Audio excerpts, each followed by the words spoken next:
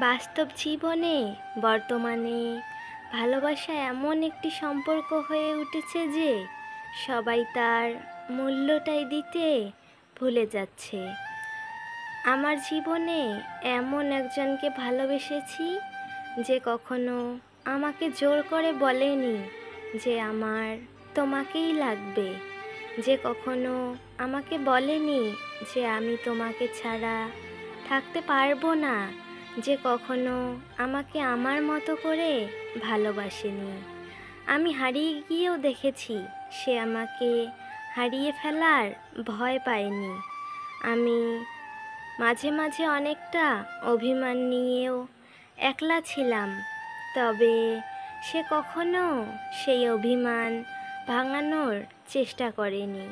কথায় আছে না যে বাস্তব জীবনটা অনেক কঠিন। আমি দূরে গিয়েও দেখেছি সে কখনো আমাকে কাছে টানার চেষ্টা করেনি। আমি নিজের জীবনের চাইতেও অনেক বেশি ভালোবেসেছি তাকে, কিন্তু সে কখনো আমার ভালোবাসাটা বোঝার চেষ্টাই করেনি। তাই আমি সব দেখেছি, তবে তার চোখে আমাকে হারানোর ভয়টা কখনোই দেখতে পাইনি। বিশ্বাস করো প্রিয়, আমার জীবনটা যতটা প্রয়োজন তার থেকে অনেক বেশি প্রয়োজন হলো তোমাকে।